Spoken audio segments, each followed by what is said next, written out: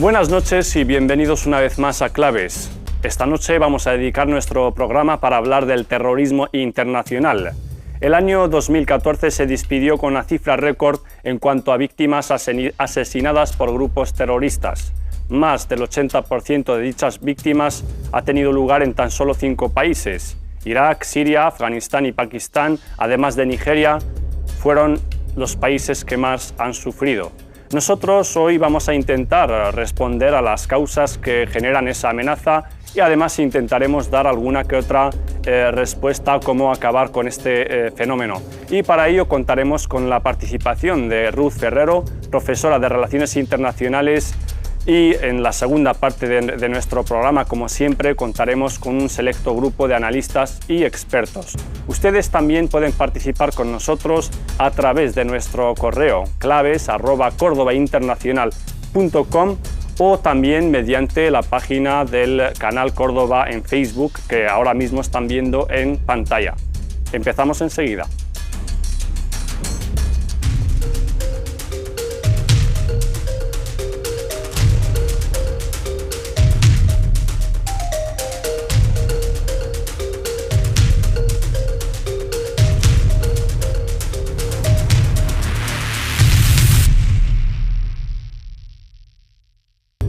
Buenas noches de nuevo. Como les decía antes, esta noche vamos a hablar del terrorismo internacional y para ello contamos con la presencia de Ruth Ferrero. Buenas noches, Ruth. Hola, buenas noches. Si te parece, antes de empezar nuestro debate, nuestra discusión, vamos a ver un pequeño vídeo sobre el tema y volvemos al debate. Muy bien, estupendo. Vamos a ver nuestro vídeo, y volvemos en 3 minutos.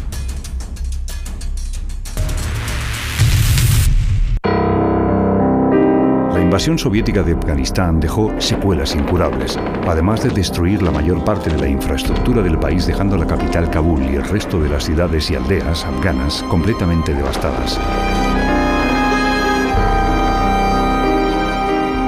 Pero el capítulo más oscuro de la invasión soviética de Afganistán lo reflejan los números que esconden millones de vidas destrozadas. La Organización de Naciones Unidas asegura que el número de víctimas civiles de esta invasión fue alrededor de 2 millones de personas de un país cuya población en el año 79 era de apenas de 13 millones, es decir, más del 15% de la población afgana murió a causa de la invasión soviética. Además del drama humanitario, los soviéticos dejaron el país sumido en una realidad marcada por el caos y la violencia. Los campos de refugiados afganos fueron testigos del surgimiento de una ideología radical. 2 décadas y media se repite la misma historia, esta vez en Irak. Con la invasión de Irak se forjó la idea y el terror de Daesh en un proceso paralelo al desmantelamiento de las estructuras del Estado iraquí y la persecución sectaria que sufrió gran parte de la población suní, que se ha visto privada de sus derechos y perseguida por las milicias afines a Irán. La gran derrota que sufrió la organización terrorista Al-Qaeda en la península arábiga por las fuerzas de seguridad de Arabia Saudí del 2001 a 2011 no fue suficiente para poner fin a la ola de terror. Pronto empezará el conflicto sirio, donde las reivindicaciones de democracia y libertad de los ciudadanos chocaron con la fuerte represión del régimen. En Siria, el número de víctimas ronda ya el 500.000, mientras los refugiados y los desplazados en el interior del país representan a la mitad de la población. Bajo esta realidad, Daesh encontrará terreno abonado para poner en marcha sus planes, que tienen más posibilidades de éxito en medio de conflictos armados, guerra civil y extrema polarización política y social. La mayoría de las víctimas de los actos terroristas fueron y están siendo los musulmanes, y la mayoría de los ataques se producen en países islámicos. Los números y las estadísticas hablan por sí solas.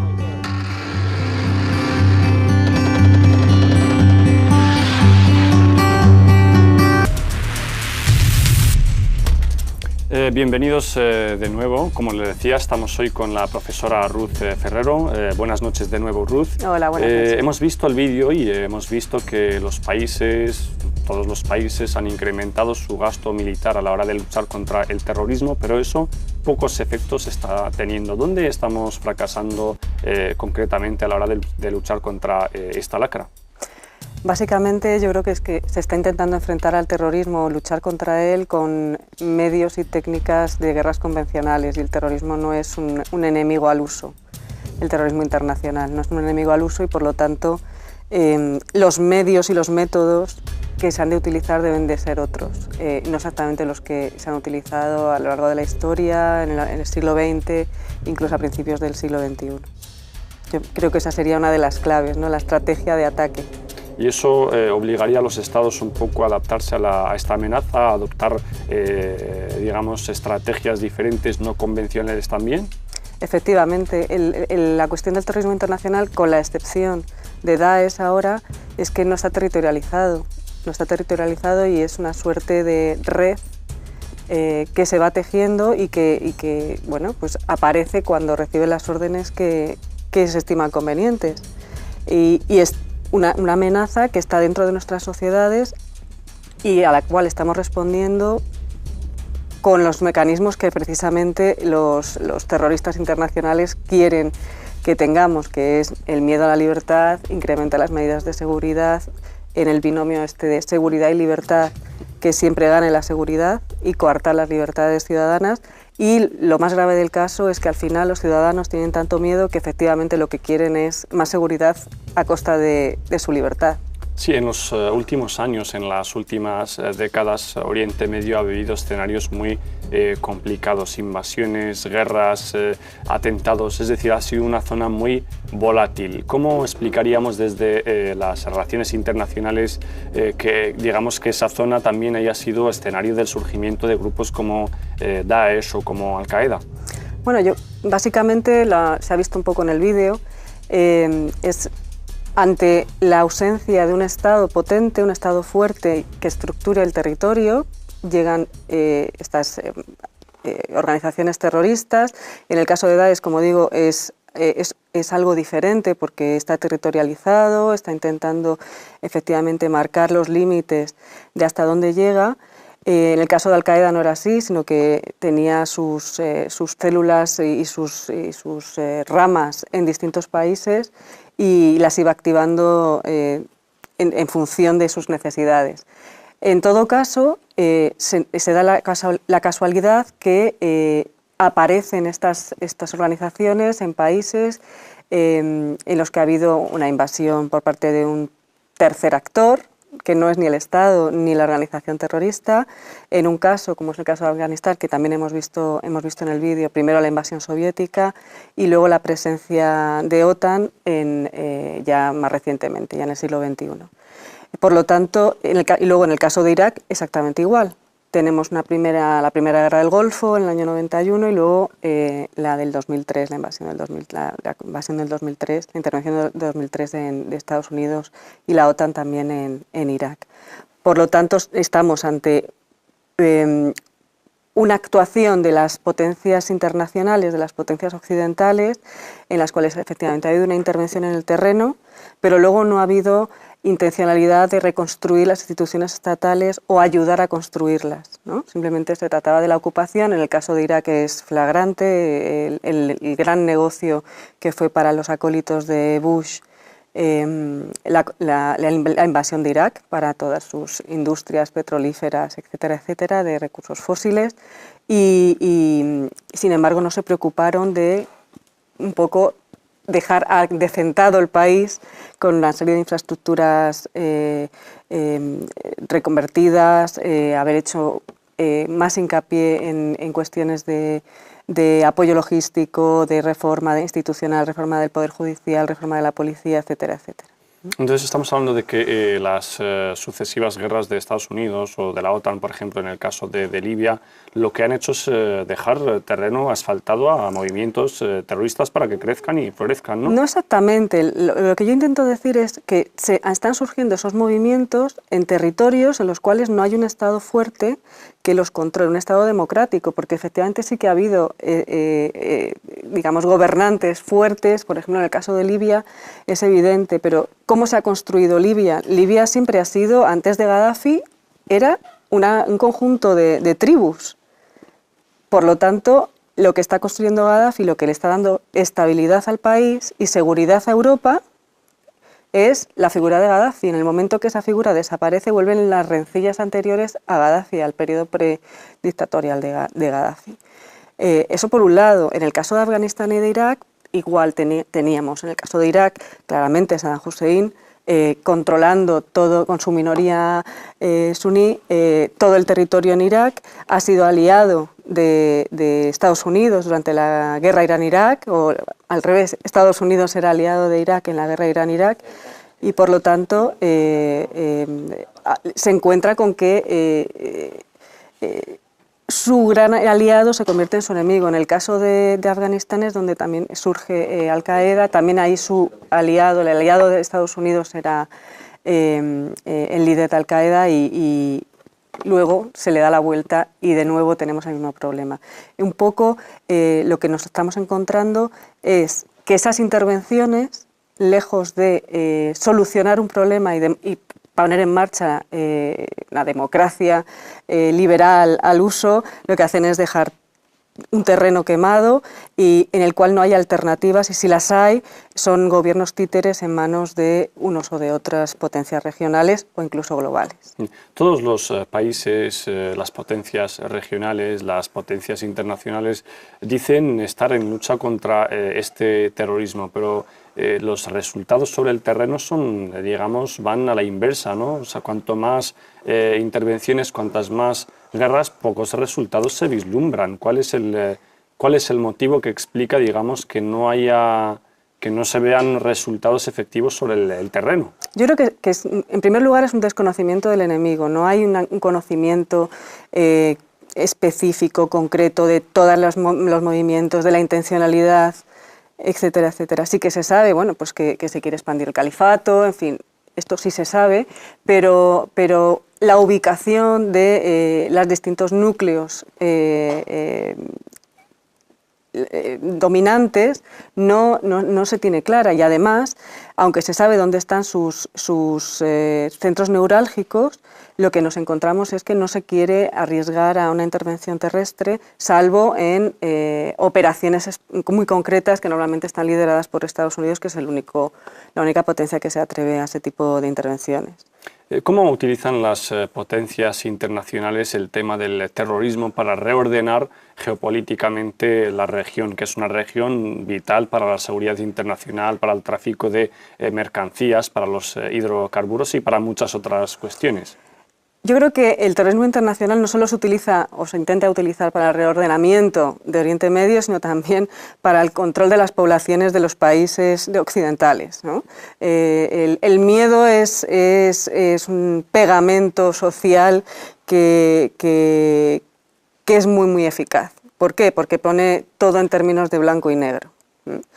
Lo que estamos viendo en estos días en Europa, por ejemplo, es cómo los discursos del odio al musulmán están creciendo de manera imparable, están incluso ya teniendo presencia en determinados parlamentos de la Unión Europea, con tintes muy preocupantes, porque hasta hace poco los discursos de Viktor Orbán no eran considerados ajustados a derecho, por decirlo de alguna manera, y sin embargo ahora ya la Unión Europea está planteando las mismas cuestiones que decía Orbán hace unos meses, en el sentido de pues, hay que aplicar, por ejemplo, los convenios de Ginebra a la hora de recibir refugiados. Por otro lado, desde distintos marcos ideológicos, tanto de izquierda como de derecha, sí que se intenta meter miedo a través de los flujos de refugiados, diciendo van a entrar más terroristas, ¿verdad? Cuando todo el mundo sabe, o en principio debería saber, que esto no es así, los terroristas van en avión o ya, mejor dicho, viven en las sociedades occidentales porque son segundas y terceras generaciones y por lo tanto no proceden de los países de origen en el Oriente Medio. En cuanto a la reordenación del Oriente Medio, yo creo que siempre ha sido el talón de Aquiles de la Unión Europea, de Estados Unidos y de la Federación Rusa. Nunca han conseguido una reordenación al gusto de todos ellos. Por distintas razones. En el caso de la Unión Europea, por empezar por uno de ellos, lo que nos encontramos es que lo que ha querido es mantener la estabilidad en toda su vecindad y esa estabilidad no se ha conseguido. Y la única vez que se ha conseguido es cuando había dictadores al mando de esos países, cuando estaba Gaddafi en Libia, con el régimen sirio, con el régimen iraquí, Egipto, etcétera, etcétera.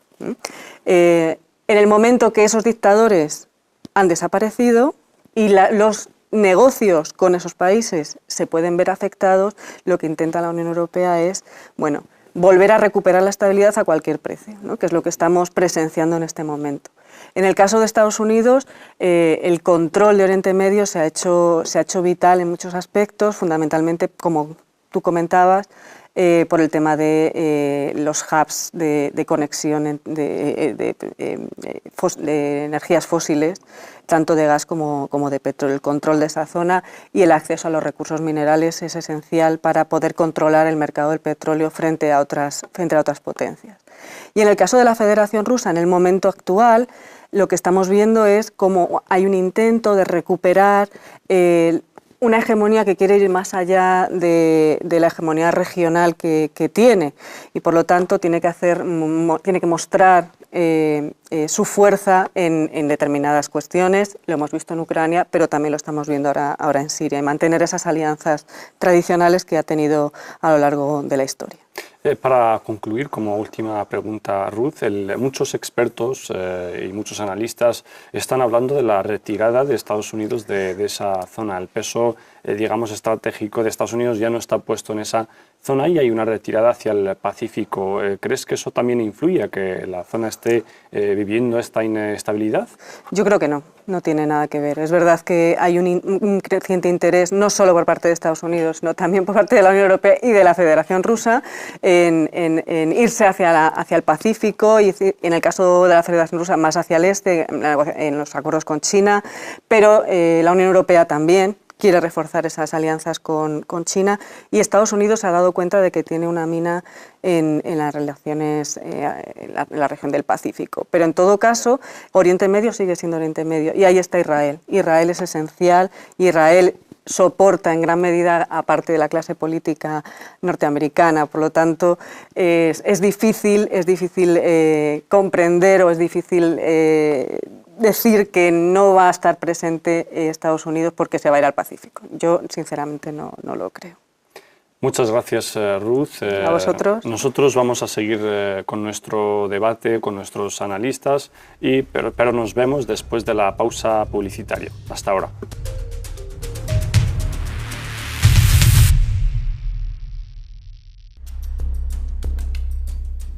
Buenas noches de nuevo. Aquí estamos de vuelta para debatir nuestro tema de hoy, y para ello contamos con la participación de Tawfiq Sheddadi. Tawfiq, buenas noches. Muy buenas noches. También tenemos a Javier Fernández. Buenas noches, Javier. Buenas noches a todos. Mohamed Said Arish, buenas noches. Buenas noches. Y también con Said Ben Salem. Buenas noches y bienvenido, Said. Buenas noches. Como han visto el vídeo con la profesora Ruth Ferrero, el fenómeno terrorista en los últimos años ha marcado incluso la agenda política, mediática de todos los países. Empiezo contigo, Tawfiq. Hace unos años incluso el debate era sobre la definición del terror, del terrorismo, ¿no? ¿Seguimos en esa dinámica? Pues esta es la pregunta del millón. Hasta ahora no sé, desde las Naciones Unidas, catedráticos, especialistas, expertos, hay varias definiciones, no hay un consenso. Si volvemos en la historia desde los jacobinos hasta pasando por el Stalin, su Gulag, durante el Ku Klux Klan, hay varias maneras de quizás tratar el tema de este fenómeno. Yo creo que si podemos definir el terrorismo como una lacra, como un crimen contra la humanidad, su objetivo es esparcir en la sociedad el temor, el miedo, el secuestro, la violencia, el asesinato, el terror económico, político, la coacción para conseguir unos fines políticos o económicos. Bien. Javier, esa falta de consenso sobre una definición clara de lo que es el terrorismo obedece también a cuestiones políticas. Quizá porque en cada país, más allá del terrorismo internacional, cada uno tenía sus raíces y sus orígenes, ¿no? En España el terrorismo de ETA es un terrorismo separatista, en Italia las Brigadas Rojas o la Baader-Meinhof en Alemania, por hablar de los terrorismos del siglo pasado que actuaban en Europa. Cuando hablamos ya de terrorismo internacional, bueno, yo creo que ha habido una evolución desde lo que fue Al-Qaeda, cuyo origen efectivamente fue el dinero que Estados Unidos daba a Bin Laden para luchar contra la invasión soviética en Afganistán y que luego Bin Laden recondujo para otras lides.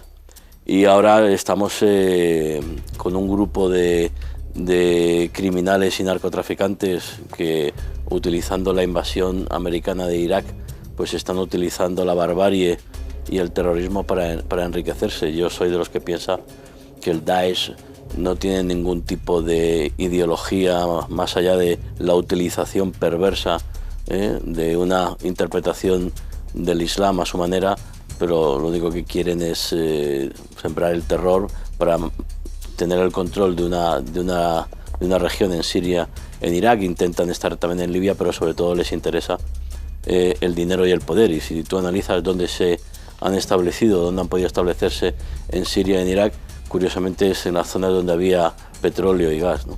Sí, Mohamed Said, según tu opinión, ¿a qué obedece esa, digamos, interpretación desde los años 70 hasta ahora? El terrorismo, como decía antes Javier, de carácter izquierdista, de la extrema izquierda, ha ido perdiendo importancia, y los grupos que hacen una interpretación a su manera de la religión son los que han dominado y digamos los que están presentes hoy en día casi a diario en los medios de comunicación. ¿A qué obedece ese cambio? Obedece, yo creo que a sus intereses políticos, ¿no? A esas estrategias geopolíticas, porque históricamente cuando hablamos de la comunidad musulmana siempre hemos pasado por crisis políticas que han necesitado justificarse a través de los textos sagrados y a través de la interpretación forzada, ¿no? Y a veces muy rebuscada para justificar cierta tendencia política, cierto apoyo ideológico, dinastías que recurrían que hacían alianza con eruditos, con sabios, para darles esa legitimidad, ¿no? en su poder, y a la hora también de combatir a los disidentes o a los que estaban en contra de esas dinastías, pues recurrir al argumento religioso para justificarse. Religiosamente, políticamente también en ciertos contextos contemporáneos o recientes, cuando hablamos de el Jama'a al-Islamiyya, cuando hablamos del grupo islámico, cuando hablamos de los brazos armados de los hermanos musulmanes en sus inicios, cuando hablamos de los talibanes en Afganistán, cuando hablamos de Al-Qaeda, cuando hablamos de grupos determinados, pues siempre han buscado esa justificación y han sido promocionados y apoyados por estados, por ciertas fuerzas políticas, por ciertos lobbies, ¿no? En Estados Unidos interesaba mucho el apoyo de los talibanes y de la rama de Al-Qaeda en sus inicios, porque servía para hacer un placaje al avance de la Unión Soviética.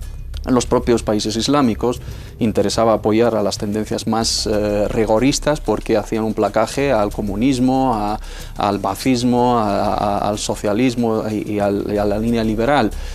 Daesh, pues efectivamente no tiene ninguna referencia religiosa, porque resurge de un conflicto político, son diferentes facciones, responden a intereses económicos, geoestratégicos, son una panda, como bien ha mencionado el compañero anteriormente, de criminales, de narcotraficantes, de gángster, con un historial delictivo, con bandas organizadas, y intentan autoasignarse esa legitimidad a través de buscar una interpretación desviada, descontextualizada de los textos sagrados, para atribuirse el adjetivo de islámico, de yihad, de califato, de Estado Islámico, utilizando términos un poco que les quedan muy grandes, pero sí son simbólicos y van en esa misma línea que también alimenta esa islamofobia, ese mensaje que suscita el odio hacia la comunidad musulmana, y responde también a intereses geoestratégicos para establecer intereses económicos y también política, que es, digamos, la seguridad de ciertos estados en Oriente Próximo.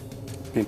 Said, como decíamos antes con la profesora de Relaciones Internacionales, con Ruth, Afganistán fue el primer momento en el que se gesta la idea, digamos, de grupos armados, grupos terroristas, pero en los años 90 es cuando realmente se produce el gran paso en el que los movimientos de la izquierda radical pierden prácticamente su esencia y se da paso a una nueva realidad.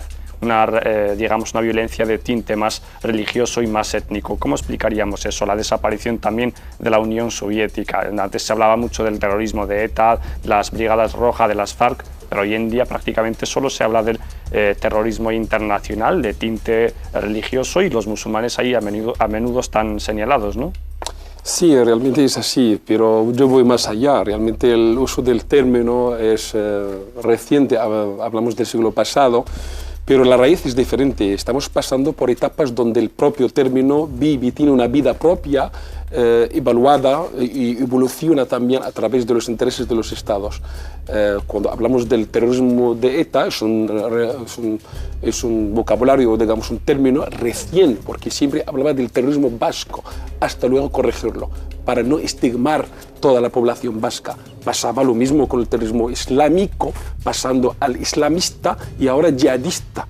O sea, nosotros que llevamos tiempo viviendo situaciones diferentes, el vocabulario cambia. ¿Por qué? Porque hay intereses de que hay personas determinadas que quieren lanzarlo, personas en el poder, para hacer daño a un determinado. Y luego se corrige y luego se evoluciona. Incluso el turismo, cuando nació como concepto, en el siglo XVI, hablamos de Maquiavelo en El Príncipe, hablaba del turismo del Estado, como el Estado tiene el poder, como se apodera de la población. Luego con Hobbes, con el Leviatán, pasando con la Revolución Francesa, el malo era el Estado, era el poder jacobino. Pasando luego con los zaristas, nunca era la población siempre se utiliza rebelde.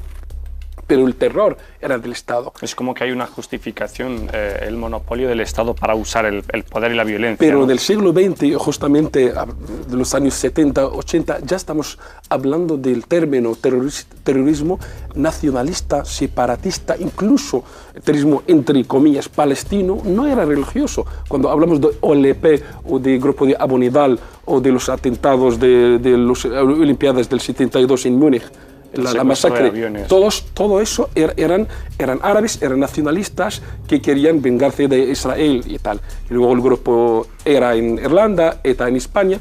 Todos generalmente eran nacionalistas, porque el objetivo era, como no se puede conseguir la independencia de una región determinada por vías pacíficas, pues se buscaba la vía ilícita del terrorismo, que realmente lo que hace es hacer daño sobre todo a la población civil y atentar contra la parte que no es berenjelante en este sentido. Ahora, Afganistán y Irak es la clave. Es decir, ¿por qué ahora hay más? Porque justamente querían acabar con el fenómeno terrorista de una forma convencional y no pudieron. Las intervenciones en Irak y en Afganistán lo que hizo es triplicar lo que es todos los movimientos, entre comillas, religiosos, y pasa el terrorismo a ser racial, aunque en Asia todavía está, en Congo todavía está, todavía hay terrorismos raciales, a ser, entre comillas, llamado religioso. De esta forma vamos a ver fenómenos, sobre todo en Boko Haram, que realmente nadie habla mucho de ello, pero ahora mismo es la segunda que comete más atrocidades y realmente es bastante, da mucho más miedo de lo que pasa, que los medios de comunicación no nos llegan con la rapidez en ese país. Pero las razones son sencillas, es decir, comparando Boko Haram con las atrocidades del ejército nigeriano, es mucho menor. Es decir, la población se convence a través de teorías de la salvación y de volver a la época dorada del profeta. Y la gente se convence, o sea, esa gente tiene gente que les sigue, o sea, se justifican ellos mismos, aunque el terrorismo no se justifica, pero ellos tienen todo planeado para que la gente pueda estar convencida de sus actos. Tiene una vida propia, tiene una justificación dentro de esos grupos terroristas.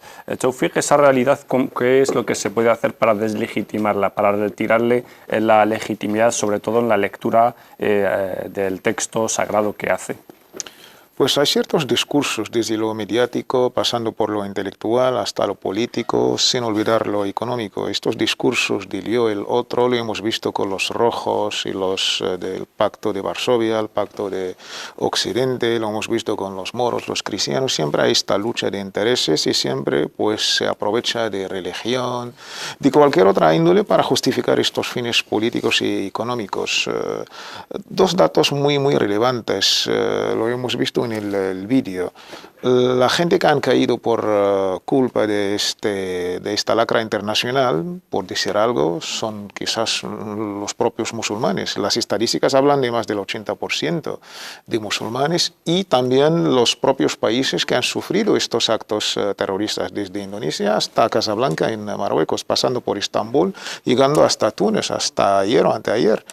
Pero estos quizás no, el bombazo mediático no se le da como los actos de París y Je suis Paris, toda esta campaña internacional.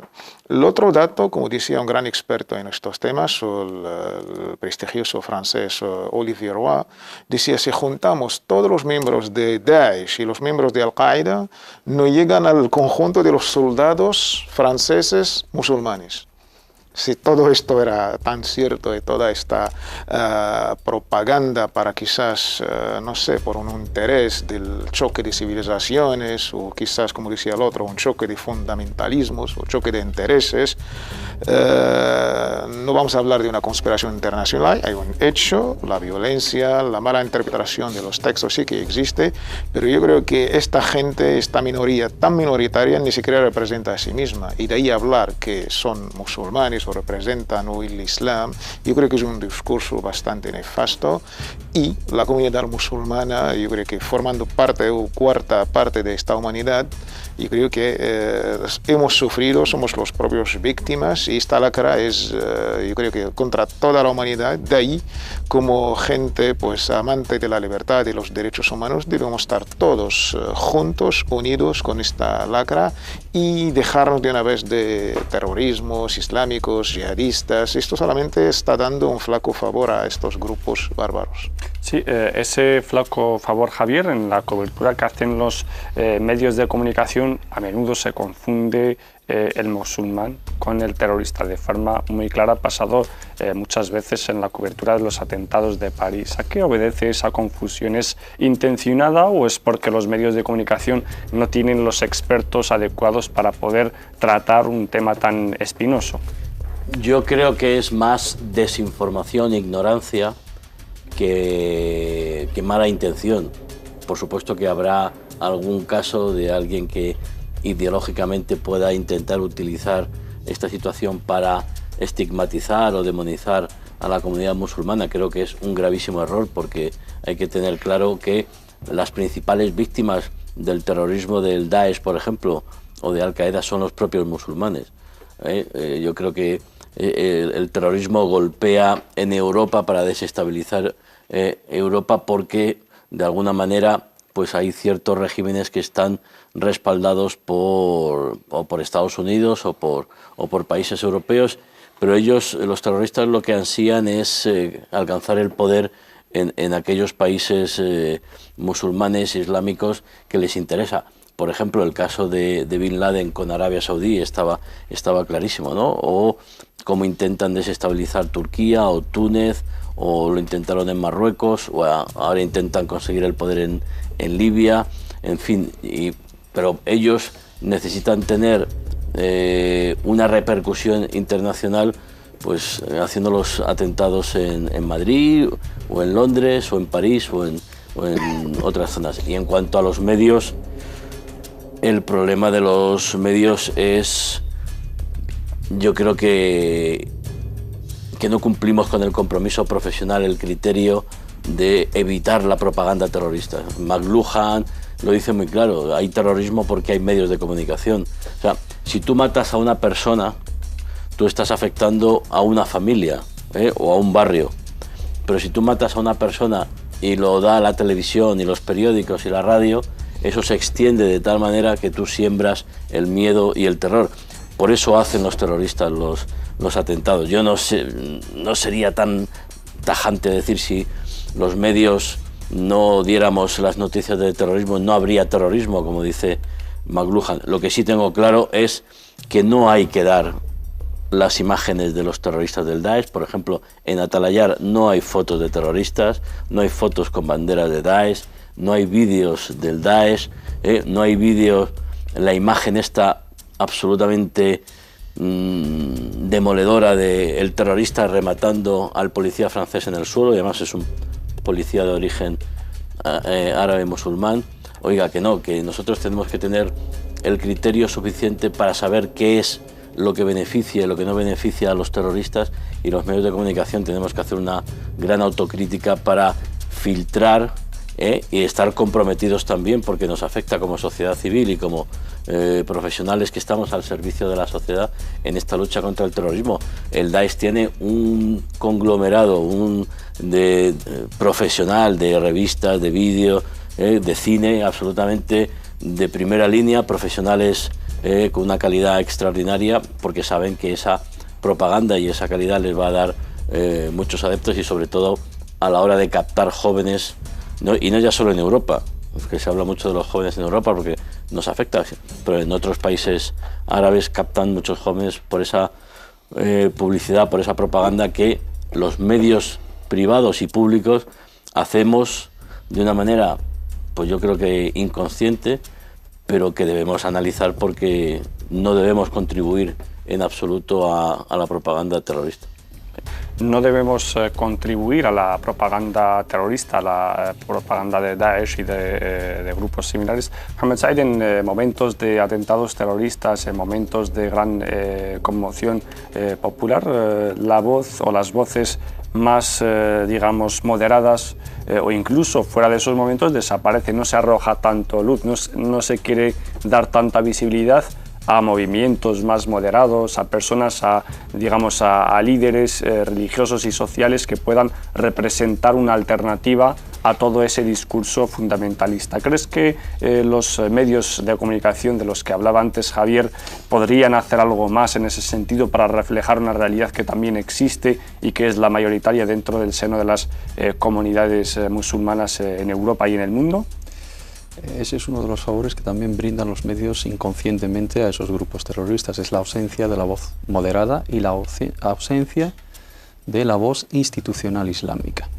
Que salgan los medios convencionales, occidentales, no musulmanes, tachando de bárbaros, de criminales, de terroristas a esos grupos criminales, para ellos es un halago y es una justificación de que en esa conspiración no occidental en contra del Islam y esa islamofobia no generalizada, pues esos medios occidentales atacan a esos grupos porque son los que levantan verdaderamente la bandera del Islam, son los que defienden los valores del Islam, son los que defienden el retorno a ese Islam puro, son los que defienden establecer el Estado islámico, el califato, la voluntad de Dios.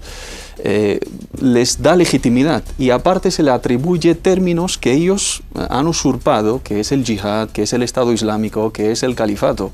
De alguna manera les das esa autoridad, les legitimas, ¿no? Les das ese apoyo moral y a través de ello hacen una contrapropaganda diciendo, pues mira, si no fuéramos los defensores de la verdad, no estaríamos en contra de nosotros. Si no fuéramos nosotros los que queremos establecer el Islam puro y correcto, no estarían esas fuerzas infieles en contra de nosotros y no estaríamos atacados en sus medios, etc. Y otra cosa mal que se hace es no darle voz a los moderados y a las instituciones islámicas para hacerles un placaje ideológico a esos grupos extremistas. Hay que reconocer que ellos se alimentan a través de textos sagrados. Ellos se basan sobre ideologías que existen en nuestro patrimonio jurídico islámico. Tenemos que ser autocríticos también y que se levanten esas voces institucionales representativas de los musulmanes para decir, efectivamente, estos son terroristas, estos no nos representan, estos no nos pertenecen. Que salga un medio británico o estadounidense tachando a Daesh de terrorista, esto para ellos es un halago y es una carta que utilizan en su propaganda, pero que salga una institución islámica, un imam, una comunidad religiosa con una pancarta después de un atentado diciendo que estos no nos representan, haciendo campañas y también proporcionando un mensaje alternativo basado sobre nuestra jurisprudencia, sobre las mismas fuentes que ellos tergiversan, ahí tendríamos más peso, pero sin la ayuda de los medios convencionales, sin nuestra presencia en esos medios convencionales y sin que esté representada bien la voz moderada de los musulmanes, poco vamos a hacer, poco vamos a avanzar, porque no se escucha esa voz moderada, sale un grupo a manifestarse, una comunidad religiosa local emite un comunicado, pero la gente ve esos vídeos en los medios convencionales, ve la propaganda del Daesh, de Al-Qaeda, ve el derramamiento de sangre gratuitamente, indiscriminadamente, y las voces que se escuchan no son de notoria presencia, ¿no? Ahí sí que tenemos que reclamar nuestra presencia en los medios y también una valentía institucional desde las comunidades islámicas y desde las instituciones oficiales, los grandes organismos a nivel internacional en los países islámicos, y que haya un frente, sobre todo ideológico, deslegitimarles, porque criminales, estamos totalmente de acuerdo todos que son criminales y son bárbaros y son terroristas, pero esa gente sigue utilizando nuestra religión, los argumentos de nuestra religión, un patrimonio jurídico un poco obsoleto, ¿no?, que responde a unos contextos históricos y unos textos descontextualizados. Tenemos que decir, efectivamente, esta gente se basa sobre esto está falso, hay que replicarlo y refutarlo con otros argumentos y enseñar bien a nuestros jóvenes y dar esa verdadera imagen a los conciudadanos no musulmanes para que sepan que verdaderamente esa gente responde a agendas políticas más que a bases ideológicas religiosas. Yo animaría, si me permites, sí, Javier, estoy totalmente de acuerdo, mayor agilidad.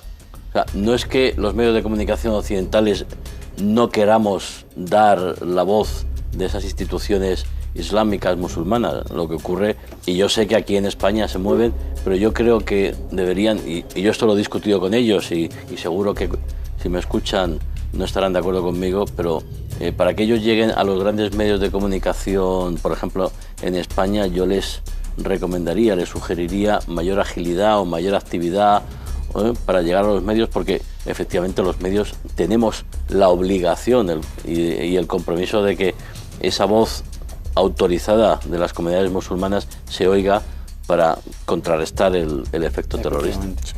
Said, en la guerra de los símbolos a la que aludía Mohamed Said, ¿piensas que los movimientos terroristas se han adueñado de los símbolos, han ganado la guerra mediática y simbólica a los moderados? Yo creo que no han ganado nada todavía, pero sí que están utilizando una herramienta bastante importante y avanzada, teniendo recursos económicos para ello. Es decir, ya no estamos hablando del terrorista vencido o pobre, o realmente la figura del terrorista del siglo XX era el que no tiene poder, el que no podía, por eso hace el terror, no tiene armamento, no tiene... Ahora no. O sea, se trata como Estado, aunque no debemos tratarlo como Estado, pero sí tiene recursos como si fuera un Estado, suficientes para hacer una campaña y sobre todo basándose sobre el pilar de la propaganda. Es imprescindible saber, estoy de acuerdo con Javier, con los compañeros, que es imprescindible hacer un contraataque a través de una propaganda contraria para llevar a cabo una campaña importante de sensibilización a los jóvenes, sobre todo las redes sociales. Vio que eso está utilizándose, el Ministerio del Interior español está en labor, hay un teléfono, hay una página web para llamar y gratuitamente para avisar de si algo se mueve en las redes sociales. Pero eso es insuficiente. El poder que tienen los medios de comunicación, como sabemos, como cuarto poder, y hablamos del caso español, no se está utilizando para nada, y así me junto con el compañero Aliles para decir que no hacen realmente nada para ello. Porque yo creo que es más fácil de lo que nosotros creemos. Si un tren llega a las 9 todos los días no es noticia. Cuando chocan dos trenes es noticia. A ver, es decir, yo incluso le voy a dar otra interpretación a eso, y puede ser positiva. Si no salen los musulmanes siempre en la tele, significa que todavía va bien y salen cuando hay algo raro. Es decir, lo bueno es que la estabilidad, los musulmanes convivimos en paz, salvo si sale algún tonto de vez en cuando donde los musulmanes aparecen. Pero hay un matiz. Pero eso desgraciadamente no aparece así en los medios de comunicación, no es esa la imagen que tiene la gente. Lo ideal sería esto, ¿no? Como los judíos, como cualquier minoría, digamos, no tiene que ser noticia, salvo si hay una fiesta o hay algo. Pero tengo un matiz importante. La base y una de las causas del terrorismo y incluso de la islamofobia como causa de todo esto, porque el terrorismo nos hace daño a nosotros como personas, minoría musulmana que vive en un país con mayoría de otra religión. Muy importante. ese daño que hace lleva a la islamofobia. Eso es automático, el terrorismo y la islamofobia van de la mano. ¿Cómo nosotros vamos a enfrentar esto si Occidente ya tiene una teoría básica importante? Dice que el malo, digamos, no es el islamismo, los movimientos musulmanes, sino la propia religión musulmana en su esencia. Y eso está aprobado del siglo XX con Samuel Huntington, con la teoría del choque de civilizaciones. Y luego Fukuyama, y aquí yo viví eso en mi época. Yo en 2001 estaba aquí preparando mi tesis doctoral. Y Antonio Elorza, pues hemos discutido con él y la verdad se empeñaba que él, la alía del Corán español, tiene asesores donde ve versículos, hablan de atacar a los infieles y a los no musulmanes claramente. Vamos a ver, si llegamos a ese punto, a un catedrático que utiliza el Corán en castellano, sin tener una formación religiosa, sin ser... O sea, me parece que están cogiendo la antigüedad. Serafín Fanjul, yo no voy a hablar de nombres, pero más o menos sí que hay un caldo de cultivo de que hay odio y islamofobia a través de personas preparadas. Yo no hablo de la calle, que la calle es más bien decir, no, sabemos que hay malos o buenos y sabemos con los islamistas. No, estas personas están diciendo, no, si eres musulmán ya, entre comillas, eres violento. Porque en el Corán ya está clarísimo, algunos versículos están. O sea, me refiero en eso, sí, que los medios de comunicación tienen el deber ahora, hablo de palabra deber, ya no es optativo, hablar con la otra parte. Decirles, mira, por favor, que sois expertos en eso, no, este fulanito, contestad. Digo eso. Pues bien, Tawfiq, Eduard Said decía que los intentos de aproximación al mundo musulmán y al mundo árabe siempre fueron llevados por departamentos militares y por también la Iglesia, es decir, había un intento o de invadir o de cristianizar o evangelizar al mundo árabe. Esa islamofobia que es intelectual y que es profundamente también presente en muchos casos, como lo decía Said antes, ¿qué es lo que se puede hacer para tratar con ella? Porque muchas veces también esta islamofobia, las invasiones militares más o menos se alimentan y el terrorismo también van de la mano todos estos, ¿no? Todos estos elementos. Sí, yo creo que podría ir un poco más lejos. Yo creo que desde el primer contacto que hubo entre Occidente y Oriente ha sido pues un contacto pues de sangre. Desde ya nos alejamos de Alejandro Magno y siempre no hubo un contacto así de diálogo entre culturas, entre civilizaciones, pasando ya por los romanos y llegando hasta la colonización, el imperialismo, los descubrimientos geográficos. Esto es la propia historia, no lo vamos a negar. Yo creo que más del debate intelectual, este postcolonialismo, hay una valenciana que ha escrito un libro muy interesante sobre deconstruir a la Jacques Derrida estos discursos, no solamente mediáticos, pero también intelectuales, que ya desde el moro y el sarraceno, y siempre el malo de la película. Si antes las películas de Hollywood era el ruso y James Bond 007 al servicio de su majestad buscaba a rojo, ahora ya el malo de la película es el Bin Laden, el árabe, el musulmán y todo esto. Yo creo que si nos sentamos entre todos, yo creo que aquí en Noruega, cuando asesinó a más de 60 personas, no era musulmán, no leían ni el Corán, ni la Sunna, ni... Yo creo que si vamos a enfocar el terrorismo solamente con los musulmanes, el debate lo vamos a limitar y vamos a dar una imagen un poco que no coincide con la verdad. Y estos hijos son nuestros. Ahora, estos españoles, estos de Londres o estos de este país, han nacido aquí, han sido educados aquí, en Francia, en Bélgica. ¿Por qué hemos llegado a lo que hemos llegado? ¿Por qué no se sientan integrados? El prestigioso antropólogo Jordi Moreras decía en un famoso artículo, esta gente ¿están integrada o interrogada? Estos, como decíamos Hamza en otra ocasión, ya ahora exportamos terroristas. Antes venían los terroristas de fuera. Ahora no, al contrario. Van a Siria, van a no sé dónde. ¿Por qué no nos sentamos entre todos y cogemos como se dice aquí, al toro por los cuernos? Estos hijos son nuestros, son europeos. Da igual su convención religiosa. Han estudiado en colegios europeos y ¿dónde hemos fracasado? ¿Por qué nos sentamos entre todos y un poco ya... ¿Dónde está la lucha idea contra idea? Se ha hecho bastante, y está muy bien, la lucha, la seguridad, la policía y tal.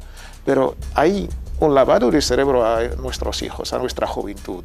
Hay que sentar y intentar darle argumentos, contraargumentos. Por mucha policía y servicios secretos, que está muy bien, no digo que no, pero también hace falta la lucha ideológica, que esto es importante, que es la asignatura pendiente que no se ha hecho todavía. Nosotros como ciudadanos europeos musulmanes sentimos como si nuestra región, nuestra amada y querida región islámica, ha sido secuestrada.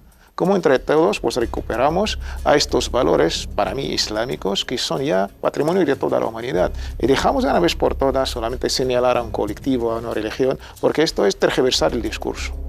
Bien, Mohamed Said, Tawfiq está hablando de los valores islámicos, del el secuestro que hacen estos grupos terroristas, del nombre, de los símbolos, de los valores. ¿Qué es lo que podemos hacer como musulmanes para, digamos, recuperar, dando la razón un poco a Tawfiq en lo que está diciendo, esos símbolos y esos valores y optar, digamos, por un discurso más inclusivo y evitar ese choque de civilizaciones que en realidad es un choque entre ignorantes, ¿no? Yo creo que tenemos que reconocer primero que formamos parte de la solución y también somos un componente del problema. Decir que bueno, esta gente no nos pertenece y no nuestro nombre y estancarse en ello no es la solución.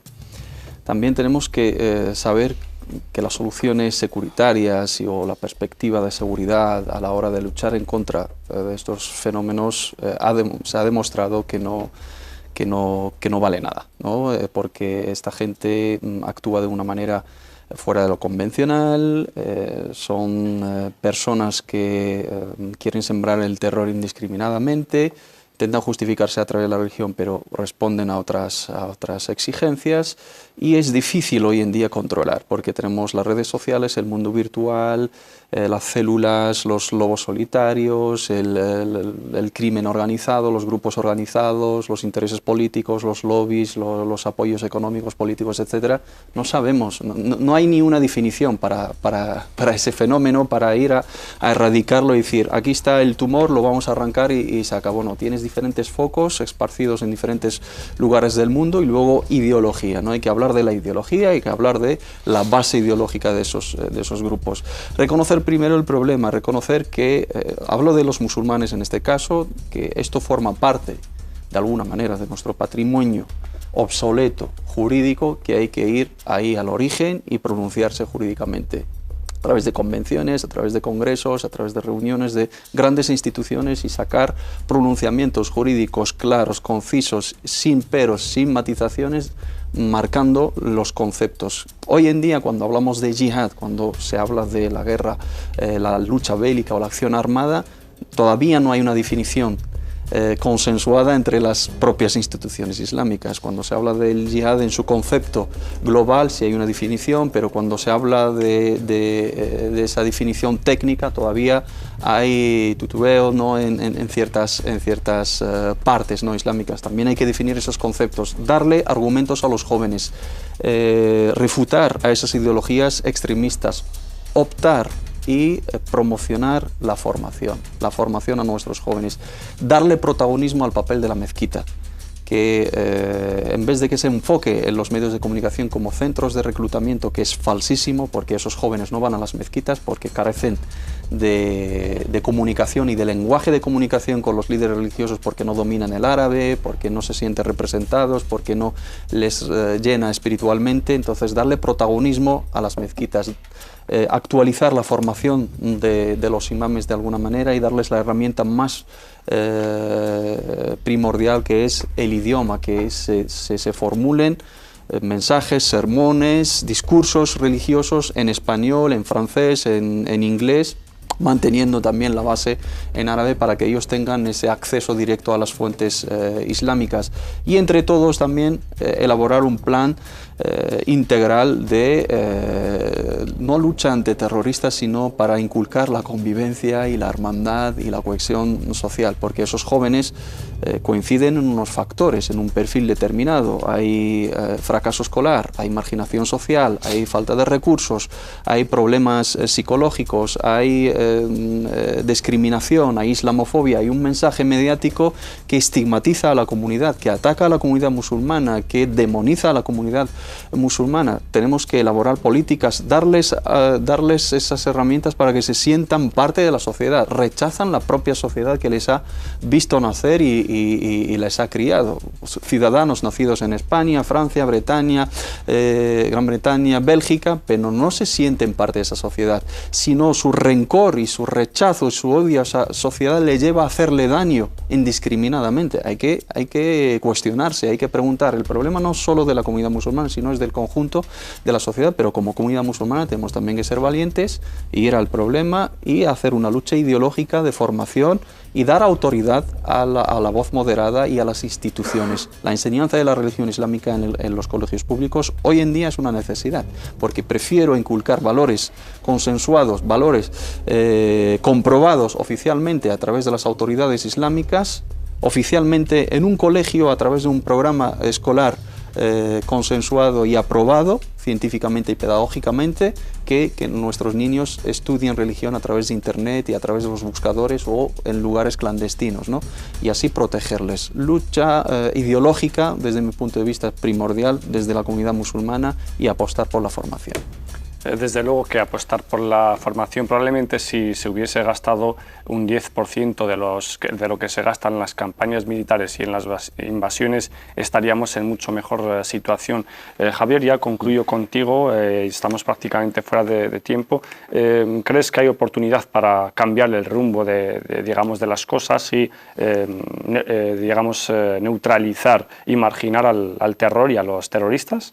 Sí, claro, por supuesto. Yo no me rindo, yo no me resigno a esa barbarie terrorista que nos intenta condicionar nuestra vida. Y yo creo que además hay una realidad que hay que contar. Yo he tenido contacto con muchos ciudadanos, muchos empresarios también de países musulmanes, de países árabes, que me recriminaban que los periodistas solo dais violencia y terrorismo, cuando en muchos países, no en Siria, no en Libia, donde la situación es con la que es, pero en otros países hay una vida normal, puede haber algo de violencia, algo de terrorismo, pues como había en España hace años. Pero por eso no debes dejar de contar la vida ordinaria de millones de personas que van a la oficina, a la fábrica, los niños van al colegio, las mujeres hacen su vida, hay fútbol, hay cine, hay teatro, las empresas españolas hacen negocios.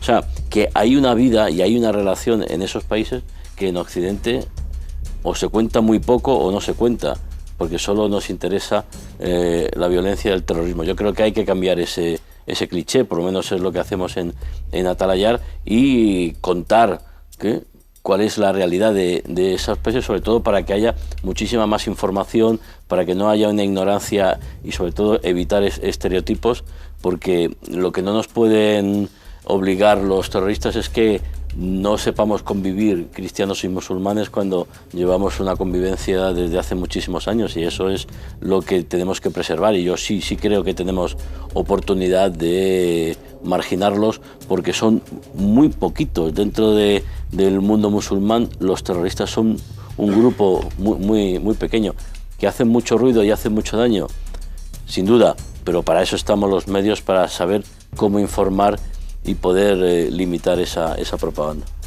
Javier Fernández Arribas, muchas gracias por venir y estar con nosotros esta noche. Javier es el director de la revista Atalayar. Te doy las gracias otra vez. También doy las gracias a Tawfiq Shdedi. Gracias, Tawfiq. Tawfiq es sociólogo. Mohamed Said Alilesh, muchas gracias por venir. Mohamed, por cierto, es el director de contenidos de Córdoba Internacional Televisión. Ha hecho mucho esfuerzo para estar con nosotros, ha venido de viaje. Por lo tanto, muchas gracias por venir desde Tánger.